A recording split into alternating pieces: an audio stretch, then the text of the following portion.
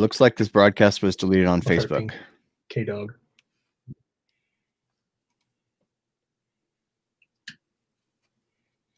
I mean, look at that. There's a little logo up there and everything. You're looking real official, Jim. You're looking real official, Jim. Thank you.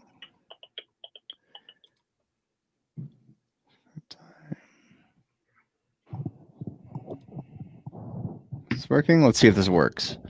All right. Hey, everybody. How we doing? I guess we are live. So hello. This is Story on the Spot. And Nick provided some intro music for us. So I chopped it up and tweaked it a little bit. So how does this sound? Yeah. Nick, I slowed it down a little bit. I'll say the thing. Are you playing that from a potato or? Does it sound bad? Is it no good? Where did you find a didgeridoo to record that with? You know, true story. I have a didgeridoo in my basement. That's what's up. I used to live in Australia. Nice. Man. Look at my light here. Okay. Hey, everybody. Welcome to Story on the Spot, a grand experiment where sometimes 4, sometimes 3, or 2 or 1 thriller authors come together for an improv style storytelling session. I am Jim, the Arbiter, and I will present news articles to these other authors with me, and they will have about 60 seconds to sketch out a story based on the article. Then each will have a chance to pitch their version of the story based on the article. And the audience chimes in to vote which author will win the day. Nobody knows because we're doing it on the spot. It's me. Nick's raising his hand. He feels no. Nick's calling one for the I don't know what they do in baseball. I don't know crap Babe about baseball. Ruth business. Babe Ruth. Yeah. Very nice. Okay, I don't know if Tumlinson is planning to join us. Hopefully, yeah. Where's that guy? Yeah, where is that guy? See if Dave's around. I bet he's doing nothing. Well, let me see if I can do. Dave doesn't have anything else to do. I bet he can jump on. I'm gonna message Tumlinson is online, but we can't sit here anymore. We can't sit here anymore waiting. So I am just gonna go ahead. Do you feel it? Do you feel that wonderful anxiety? All right. Let it flow through you. So all of these news articles I took from the Shepherd Express, which is a newspaper in Wisconsin. I guess it's Milwaukee newspaper. Here we go. Early in the morning of April 15, an unidentified driver smashed his yellow Mustang into a fence in unincorporated Marin County, California. California Highway Patrol Officer Andrew Barclay later recounted what followed. The driver tried to back out of the fence, but failed to realize he was in drive and crashed through home instead. The homeowner came out to investigate and, noting the driver's impaired state, removed the keys from the Mustang and returned inside to call police. The driver then discovered the keys inside the homeowner's Toyota and tried to make a getaway, but he shifted the car into drive and barreled through the house once more, coming to rest alongside his Mustang. And there's more to it, but CHP arrested the driver for suspicion of DUI involving drugs, battery, and theft of a vehicle. On suspicion. Okay, who's ready to go? BJ is. Oh man, that sounds like I'm on the spot. So let me razzle and dazzle here for a minute. But I think I would like to make this story about a drunken repo man. A drunken repo man who's having the worst night of his life. He sneaks into someone's house, tries to take the Mustang. They stop him. No, this is not good. This is not good. I don't know. That's weird, man. This is a weird one. Because the drunkenness says it all, doesn't it? Impaired. Did it say drunkenness? Well, he was arrested for suspicion of DUI. Then the homeowner noticed the man's impaired state.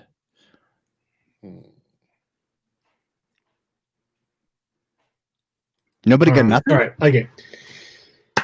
I think so. I wasn't going to go with the drunken stuff. I was going to kind of chalk that up to just bad, I should say, typical reporting journalism. I think this is a case of a contract killer who has been given a contract to kill this man's wife. And the rule was he was supposed to do it in a way that didn't seem like it was a murder. Okay, actually, the DUI adds to this as well. So he's got this elaborate plan to kill this man's wife who's inside the house by studying their schedule, and he knows that his wife sits by the front window and reads in the chair at this hour most days. Well, his mistake was not going through the house the first time far enough, and so his wife got scared and moved. Then when he did it the second time, she was not in the right place. But that's what his motive is. That's what's actually happening. And just because I'm the only one that actually had a story idea, I win. Hey! I had a bad one. Okay, you can't take that from me. Wait, these are supposed to be good story ideas? Of course, You never said anything man. about good ideas. Of course. The Repo Man. Okay, here we go. Here is the next one. I'm trying to.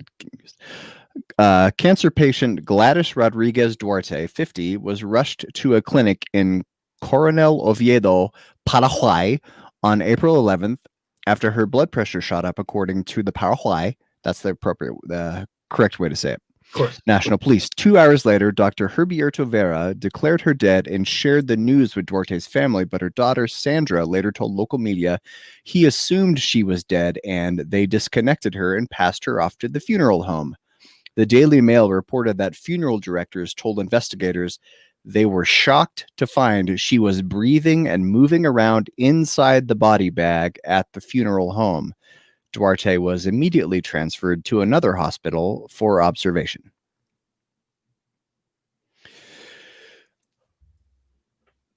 All right. So a little bit I know about Paraguay. Did I say that right? Did I get that? It's legit, man. Uruguay and Paraguay are the two countries, and I think Argentina a little bit, that at least Uruguay was supposed to be the one that was harboring Nazis for many years after World War II. It was known to be kind of a haven, right? Am I right on that? Is that Argentina? Yeah. Argentina is one of them. Yeah. I think Paraguay was in that list as well. And so I think Miss Duarte here has married into a family that has close ties with the Nazis. And we're only getting this part of the story, but she's actually got a whole history of funneling money into kind of a pro-neo-Nazi organizations. And so the same contract killer from my first story is now on the prowl to try to hunt her down in his next contract and kill her in Paraguay. That's what's going on. That's all right. Story. So and that's the only story. That one wins. So no, not this time, thick knacker. Not foiled. This time. So I think that our heroine is actually the only female secret agent in Paraguay. You know, they don't have a very robust system, you know, if you will. That's what I meant. That was part of my story too. That was for churning out these types of superstars, and so she is actually working undercover, trying to expose rampant corruption at hospitals. You know what I mean? She's trying to expose them harvesting organs. You know, like you're not waking up in a bathtub in Tijuana. You know what I mean? But you're down in Paraguay. And they've got an organ harvesting ring going on. So she took something that slowed all of her vital functions to near zero to try to slip through this whole process and catch a bunch of people along the way.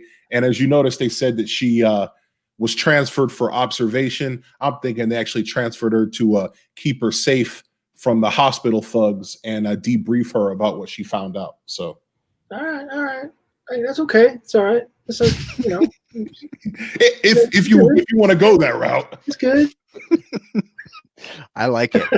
The Paraguayan hospital I guess thugs. mine's still good, but I like your. The Paraguayan hospital cartel. Okay, this next one is pretty. Say it one more time. Paraguay. Paraguay. Okay. An unnamed 22-year-old Chinese woman has spent the last 14 years trying to discover the cause of her persistent cough, which started when she suffered a serious fit of coughing as a child.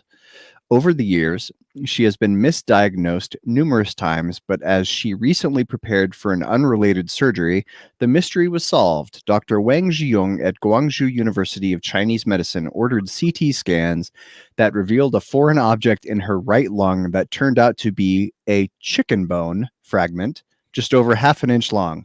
Doctors say she probably inhaled it at 8 years old when the coughing started. All right. Who has a story idea about the woman who coughed for 14 years because of a chicken bone in her lungs?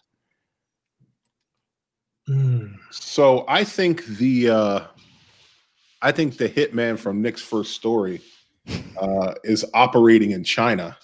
This is one of his earliest hits. Back in the day, he's still trying to get things worked out. It's like anything. You're a craftsman, a purveyor of death, if you will. You have to sometimes come along in your craft. And so he was trying to make her death look like an accident. Obviously, he had to kill the entire family, and she was the leftover. And so he thought a sharpened up chicken bone shot through a blowgun directly into her chest would be the best way to give her like a pulmonary embolism. Unfortunately, she heals well. She heals well, and her body just absorbed the chicken bone and learned to live with it. A little cough, but yeah, this is what you have sometimes when you got a chicken bone in your lung. Well, I'm gonna throw a bone to Mr. Tumlinson here and ask that we put the article back up on the screen. Yes. For no need. Only, not because I wasn't paying attention. So, hey, Kevin, welcome. Hey, Kevin Tumlinson, sorry about everyone. that, everybody. So the story Kevin we are Tumlinson. prompting right now is not COVID-19. Basically, a 22-year-old Chinese woman had a cough for 14 years and turned out she inhaled a piece of a chicken bone when she was 8 years old. So she's been coughing for 14 years because of a chicken bone. The woman has been coughing for 14 years. 14 years. The unnamed 22-year-old Chinese woman. So it's 14 years, and she's 22 now. So that's, how old was she? She was 8. 8 years old. She inhaled the chicken bone. I was told there would be no math. So I got it. So where I'm leaning with this one is, as a young girl, she was brought into a hospital that the Chinese government was doing some experimentations in, trying to study something like a virus that could be released around the world. Trying to build theoretically, hypotheoretically, yeah. And they injected her with that viral or bacterial strain that caused her coughing fits. It didn't kill her, so the test was considered by them a failure. But she ended up with a cough for most of her life. And when they finally got her to come back now they couldn't just go to her house and explain, right? It's the Chinese government. So they basically just waited until it got bad enough. Well, they got lucky when she needed a surgery. So they paid off the doctor to say, we found a chicken bone in your lung. And there was no chicken bone there at all, ever. Dun, dun, dun. Play the music. Dun, dun, dun. Kevin, we have theme music now, but Nick says it sounds like it was recorded inside a potato or something. I want to hear it. Here's an example of what it sounded like. You got Nick Thacker. Nick Thacker, the composer. That's his street name, the composer. The composer. And you didn't go to him to get some theme music for the. No, I did. Our theme music is written and performed by Nick Thacker. Well, then what'd you screw up, Nick? No. Play the music, Jim. You'll know what I'm talking about, Kevin. I wrote this music. I don't know. It's here we go. Let's do it. Because you're playing it in the room. I think he's got a boombox in the next room that he's got turned up really loud, and he's texting his wife to just press play. I was told that would work fine. A boombox. It's the only possible. He's got someone standing in the next room with the boombox over his head. Yeah, say Playing anything music. style. He's out the window. He's got John Cusack in the other room. That's right. Yeah, Do I get to riff on this story, even though I came in late? Feel free. All right. I'm thinking this is actually evidence of genetic experimentation from one government or another. I won't pick on China, but it's China. To weaponize lycanthropy. So they are actually trying to genetically modify people to be werewolves, essentially, or the scientific equivalent of werewolves. Lycanthropy? What? Lycanthropy. Is that when you dissect a tomato? What's lycopene? Isn't that? Your eyes. It's good for your eyes. Yeah, that's what I've heard. I think it's a tomato. Okay, so the next part of the story is everybody needs to read a book, and that book is the dictionary. So that's the gist here is they were experimenting. She's one of those experiments that they thought was a failure, but turns out she actually does transform. They just didn't find any of the genetic markers, and she's been consuming all the local neighborhood chickens all this time. And other animals. And when she turns 22, she finds this chicken bone, and that's what triggers the whole, looking deeper to find out why. Because maybe she's a vegetarian. That would be a good twist. She's a vegan. She's a vegetarian. She's a vegan, but she's like a sleeper cell vegan, right? She's a vegan with a chicken bone stuck in her throat. How do we explain this? Lycanthropy. Or her body could be rejecting the chicken bone just because she's a vegan, and it could be a story about her learning to become a carnivore so she can deal with the animal part that's inside of her body. Whose story is this? This was my pick. Well, I think so far we've seen RA and Nick steal each other's ideas. So I think if you can steal someone else's idea and work it into your story, that should be bonus points, I think. Oh, okay. I think if you can rip somebody off and make their idea sound bad. So she's a vegan werewolf, and she can only be killed by blow dart chicken bones. Dang, you took all of them.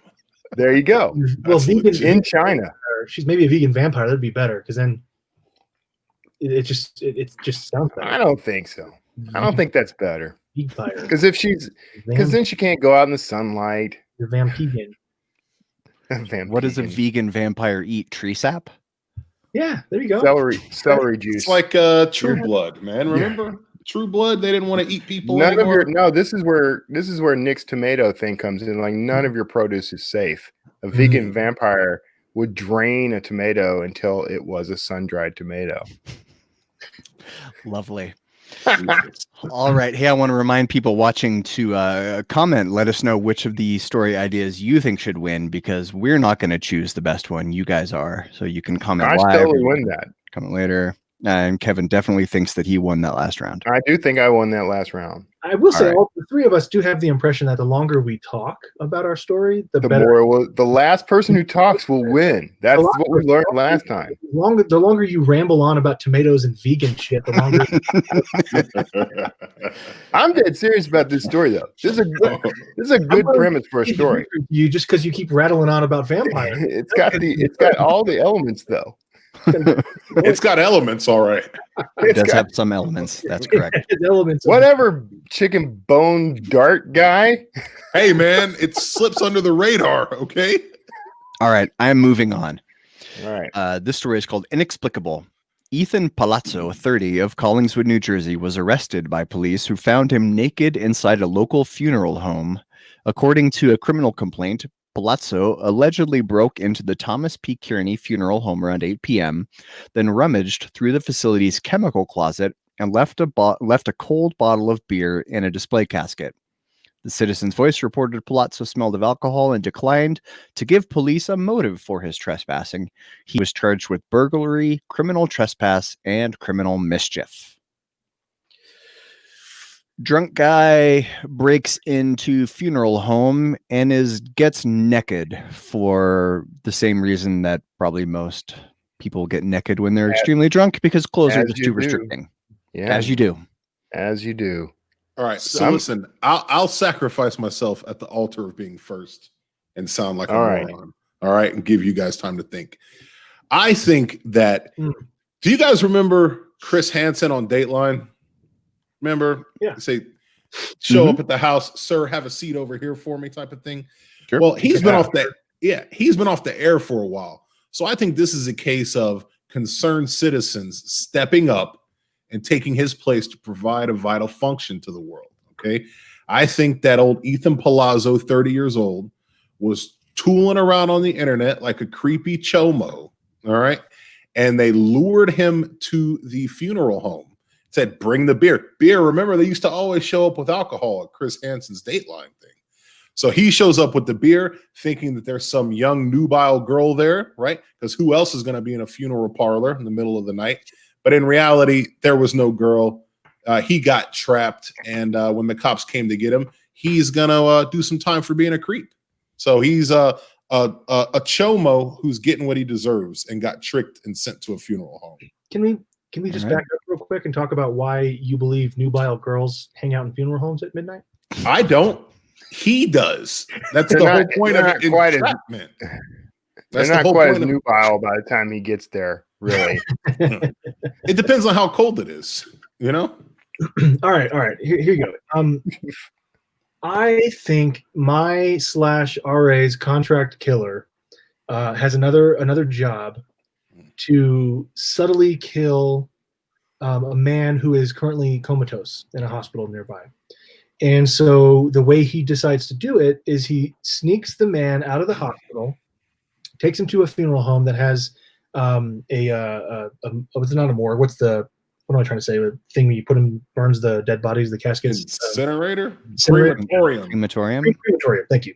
It has a crematorium in it. And so he has finished with the disposal of the body when he realizes he doesn't have any clothes because he put his clothes into the crematorium so that he could burn those as well, so there's no evidence. And he was planning on taking the man's clothes off his body and wearing those. Well, the man only had a hospital gown on, so he burned the hospital gown, he burned his own clothes, and then he's like, well, now I need to wear something from one of the bodies in, or one of the mannequins in here. Maybe a tuxedo or something in the front of the shop. He hasn't gotten that far yet when he's caught. And he's found naked in the funeral home.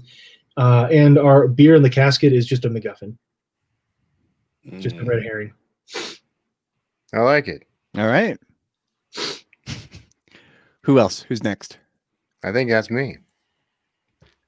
I should have been thinking about my own story while I was listening to Nick. I was so enthralled. So compelling, though. And I thought, it's actually that's a perfect story, because then the guy could be like, "Hey, look, the guy, whoever the guy who works there, not a mortician, director? But whatever, Mortician. yeah, well, whoever has a beer in the fridge, I'll just pretend like I got drunk and broke in here." There you go. Good. Yeah. Okay. Now I got to come up with my own. Okay. I'm thinking that there is that this is the result of an operation to smuggle someone out of one like hotbed country and into the United States, maybe like a spy or, a secret agent or something like that. And there was a little bit of a mix up, and he wakes up in this funeral home. And he's locked in. He's naked because they strip you down to put you in the coolers, right? And they're going to do the autopsy in the morning. And the drug that kept him under kept his heart rate so slow and low, and all his vitals so low that they thought he was dead. But he wakes up. He manages to escape, but he can't seem to get out of the actual funeral home. So he rummages around and comes up with a plan and finds a beer in the fridge. And decides he'll fake this. I'm stealing this part from what I gave Nick. He decides he'll fake being a drunk who broke in as a cover, so that when he gets out, he can do a little jail time and then get back. His handler will get him out and get him back to where he's supposed to be. So it's all a ploy to keep himself from being busted. But if he can't break out, how did he get in? He's going to pretend to the cops. Cops are dumb. They'll never ask that. Fair. No, okay, so here's the deal. Nobody's going to care how he'll leave. So you always leave certain little mysteries so that it distracts from the truth, right? So that's the way this guy would think. He's going to say they're gonna start asking me how I got in here, and I'm just going to pretend like I don't know, like I just don't know. And I may even hint at I think there was aliens, and let them think I'm crazy, and never figure it out because there'll always be that little mystery, right? And that will distract them from the actual thought of he was already in there. So he's just throwing red herrings like ninja stars. Yeah. And a good detective will in this case, a good yet misguided detective will build that story for this person. Yeah, because exactly. Discover, well, how could he have gotten in? And now 5 different ways for him to have gotten in and been like, well, it must have been one of these. Let's go down these routes. So I would probably spin this further, though, by the way, and not make that guy the main character or the protagonist of the story, but make him something that maybe this like gruff former New York City detective in a small town, he got busted for something back home. Now he's working as a detective in a small town where nothing ever really happens. And there's this mystery. How'd this naked guy get into, drunk or not, how'd he get into this funeral home? And then that uncovers a whole conspiracy of things. I'll one up that. When the naked That's guy, not the game, Nick. I don't know. It is. This is better story on the better spot. When the naked guy comes in, slams the comatose dude into the incinerator, he doesn't turn it on because he gets caught naked about to turn on the incinerator. But he doesn't want to be caught, so he goes around and pretends like he's been drinking and all that. Because he hears basically the lights come on before people walk in, so he has time to grab the beer, drink the beer, throw it in the thing, and then the cops come in. The guy in the coma the next day wakes up out of the coma. And so in the incinerator, for the story, he's in the incinerator and he wakes up, and there's this whole thing.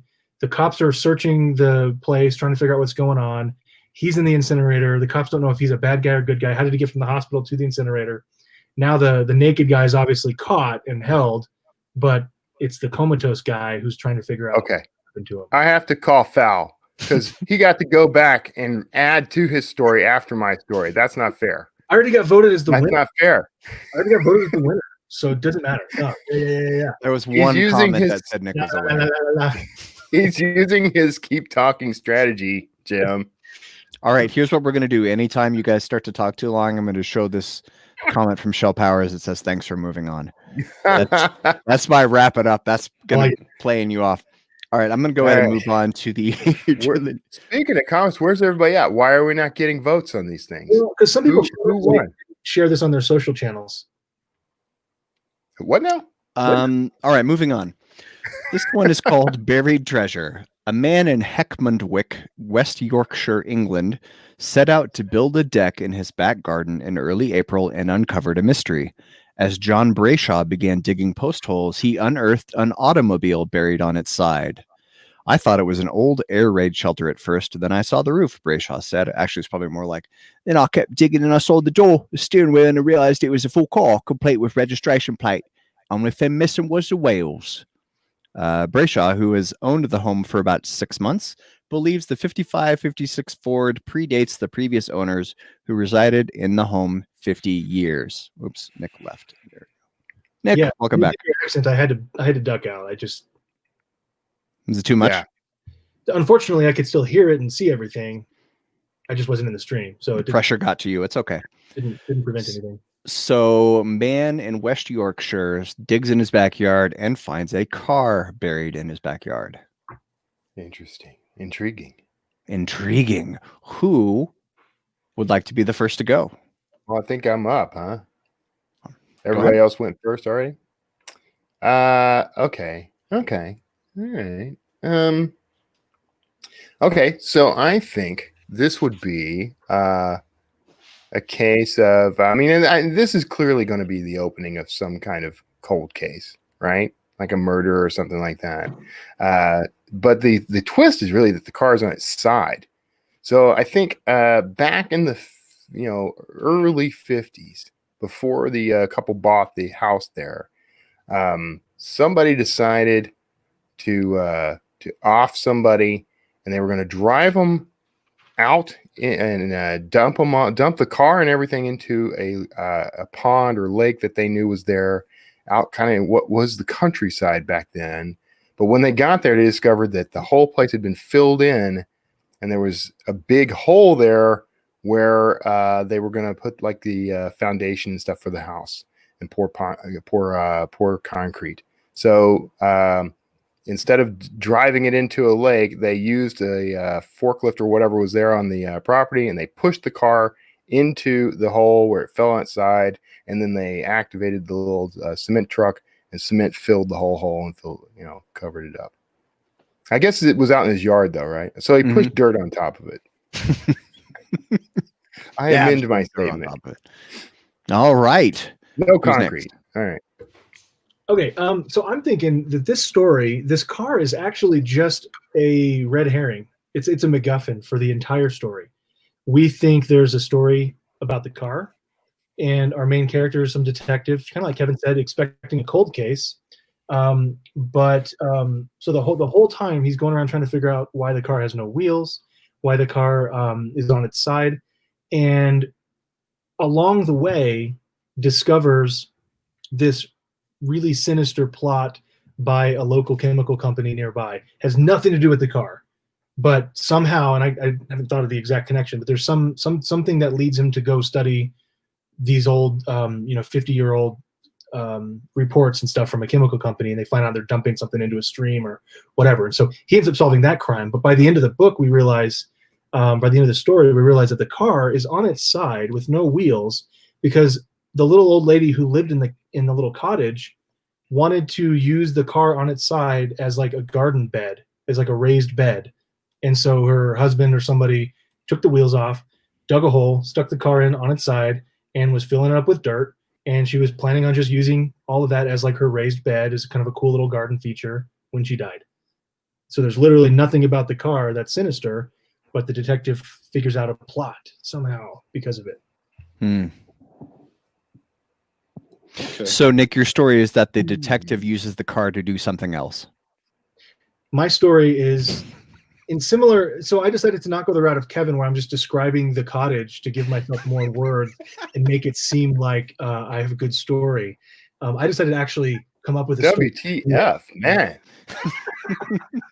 Shots fired. I thought for sure Nick was about to tell us that the guy from the funeral home showed up in the car, having been dead since the 50s. I thought for sure that's where he was going. No, he was like a Chris Angel guy. He was holding his breath, and he was still alive the whole time. The whole time. No, I was actually going to say that the detective discovers the plot of Kevin's story, and the car ends up just not paying anything. So they just find the naked guy's wallet buried in the car.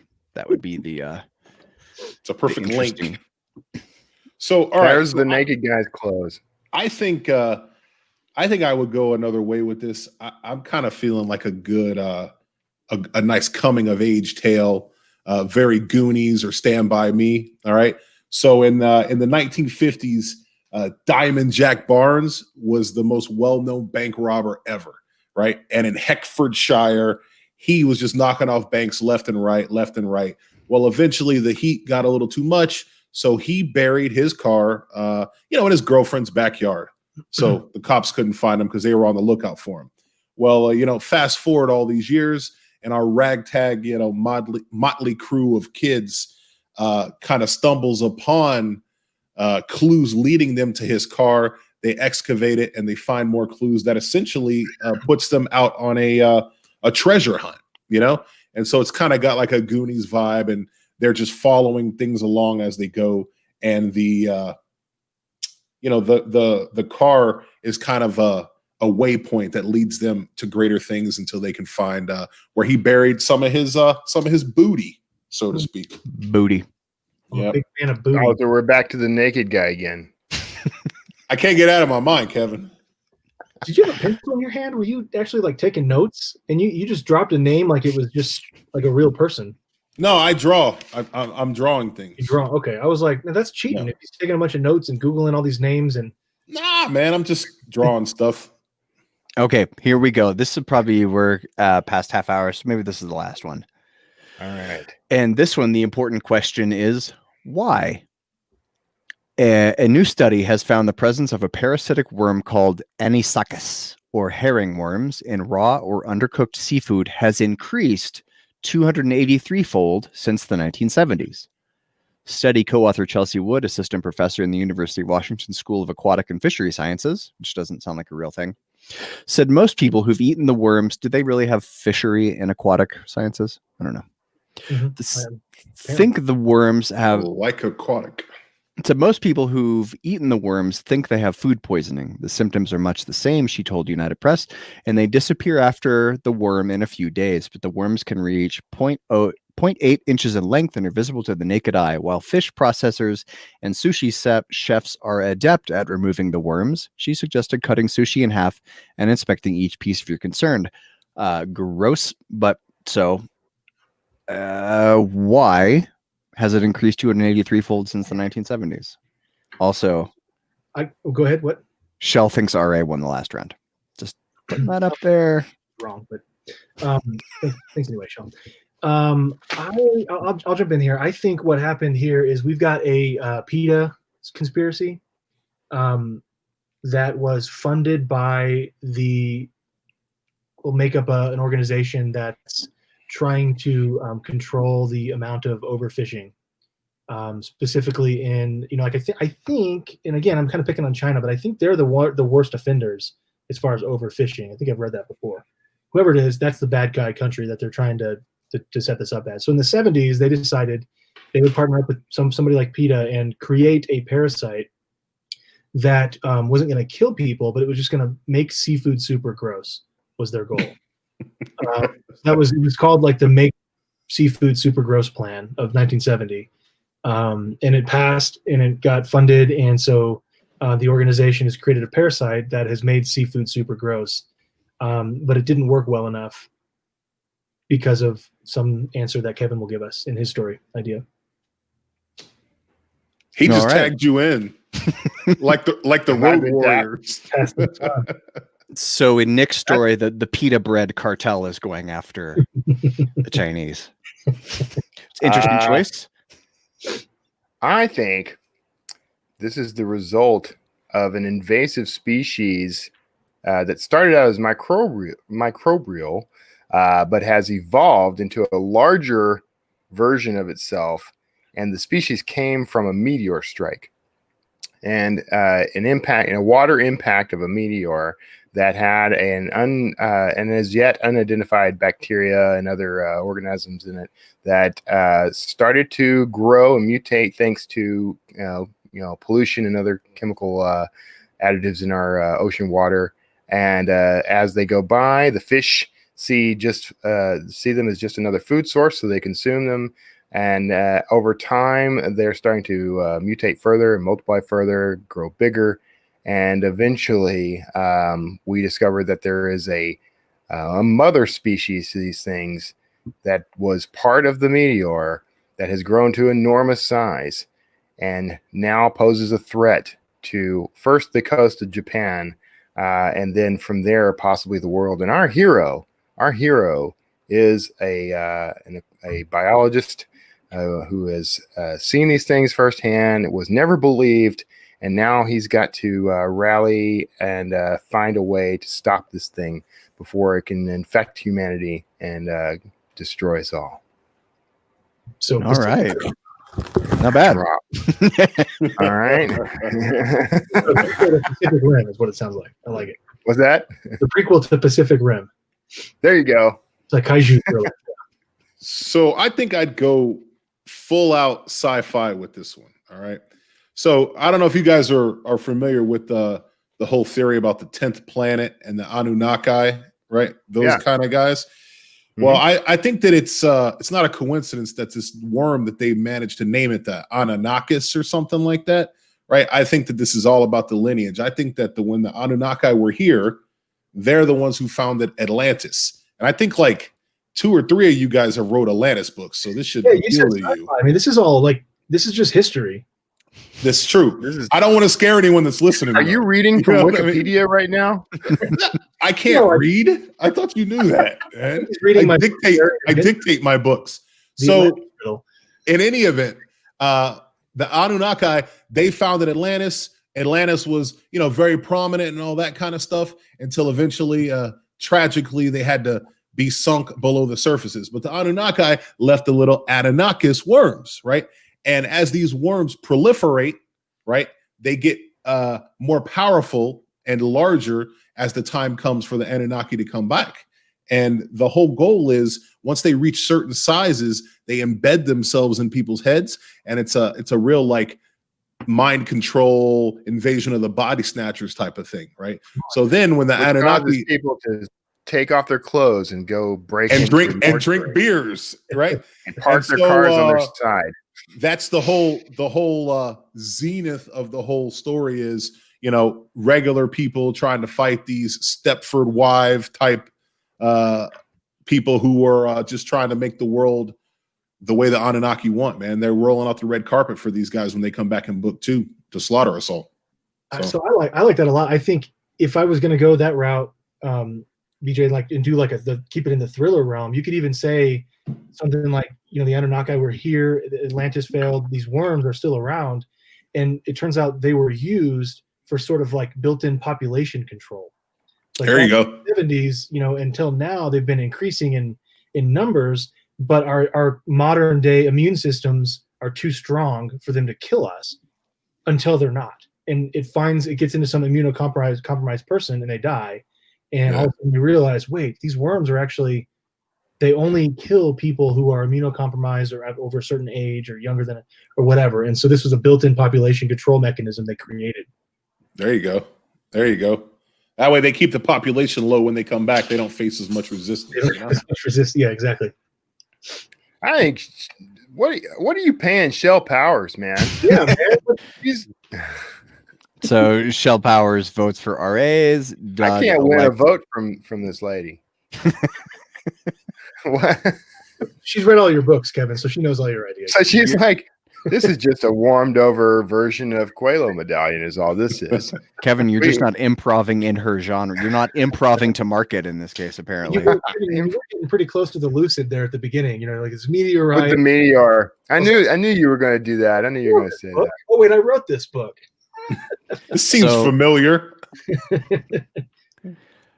So Doug Richardson put this up here, still KT after Nick's came in, because Doug really wanted you to know that even after listening to yours, he still preferred Kevin's. I appreciate Doug. That's why Doug's my favorite. When I play card games with my parents, they don't write the winner down. They wrote Nick lost.